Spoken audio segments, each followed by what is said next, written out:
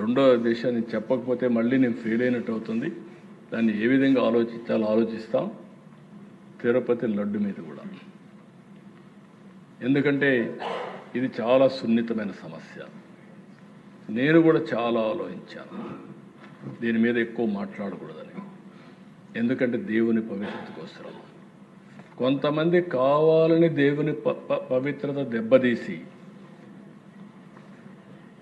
భక్తుల మనోభావాలు దెబ్బతీయాలనుకున్నప్పుడు మనం కూడా గట్టిగా చర్యలు తీసుకోకపోతే చాలా సమస్యలు వస్తాయని నా అభిప్రాయం. ఇప్పటి వరకు మీరు చూస్తే అధ్యక్ష, తిరుమల తిరుపతి దేవస్థానం నాకు తెలిసి కానీ తెలియకుండా నేను ఏ తప్పు చేయను. మనసావాస చెప్తాను.